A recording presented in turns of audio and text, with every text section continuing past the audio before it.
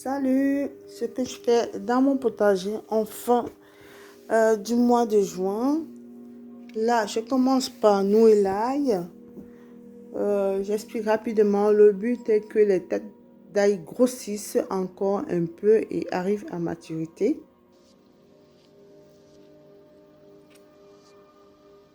Et on les déterrera une fois que le feuillage sera jauni.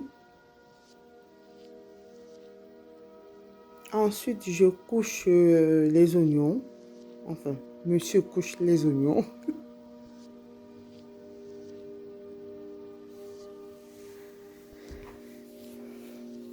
Et c'est pas le même traitement pour les échalotes, m'a dit ma voisine, et je ne sais pas pourquoi, je chercherai plus tard. Les échalotes, on les laisse comme ça. Donc voilà, ça c'est fait.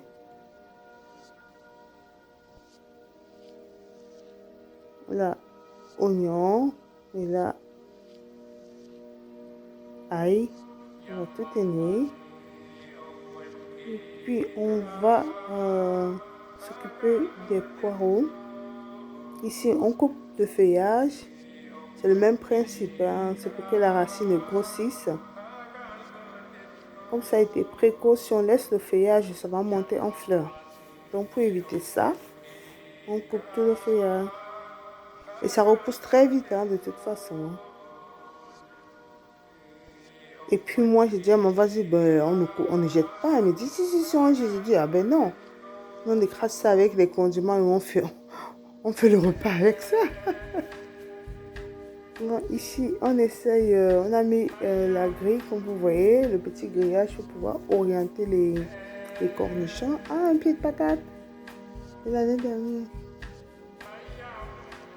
Voilà, on oriente, on dirige un peu les cornichons pour qu'ils puissent grimper sur le grill. J'y connais rien, je ne sais pas comment ça se passe au fur et à mesure, je vous dirai. Comme vous savez, j'apprends tout et j'essaye de montrer mes réussites et mes échecs. Là, vous voyez, c'est mon pied de gombo. C'est pas une réussite. Je le dis tout de suite parce que j'en ai planté 11, il m'en reste 5. Et j'ai essayé de créer les conditions tropicales, c'est-à-dire effet de serre avec des bouteilles. Mais bon, j'ai finalement enlevé parce que ça ne poussait pas plus que ça, quoi, avec ça. Donc du coup, là, quand même, je garde espoir, le feuillage il reste vert. Bon, je me dis que peut-être ça prendra. Apparemment, de tout ce que j'ai vu, c'est une culture qui est très difficile, la culture du gombo. Donc là, je vous montre le maïs. Il y en avait deux. Je l'ai déplacé, le maïs a éclaté. Parce que les deux à côté, deux variétés différentes, c'est pas bon.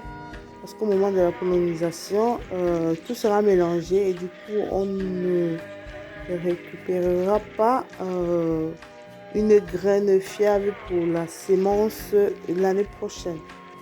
Du coup, là, je vous montre ma planche de culture. J'ai mis tout en lasagne, système lasagne, terreau, paille, tonte d'herbe, et puis j'ai mis tout ce qui me restait là-dessus. Il y a des légumes du Cameroun, il y a tout. Les aubergines, vous voyez mon rosier que j'avais bouturé. Là, il bougeonne déjà très très bien.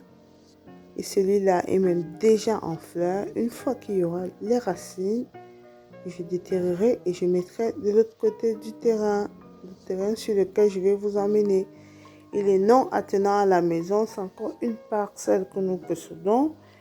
Ça fait partie de mon projet futur, c'est-à-dire agrandir mon potager. Ça, c'est l'excédent de tomates que j'avais.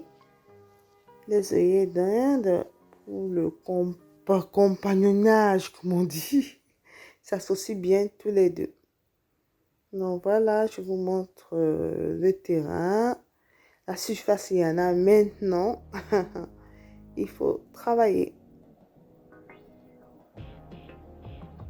Donc, il est à nu ce terrain. Avec vous, je vais évoluer avec vous. Je vais vous montrer tout ce que j'entreprends sur ce terrain.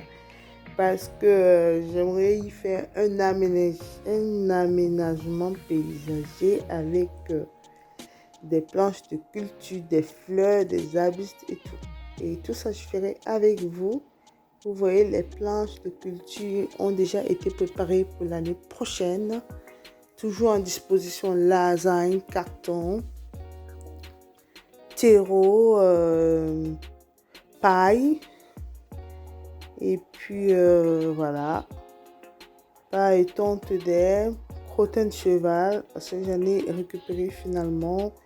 J'ai des voisins, des collègues, des amis qui me donnent beaucoup de coups de main. Voilà.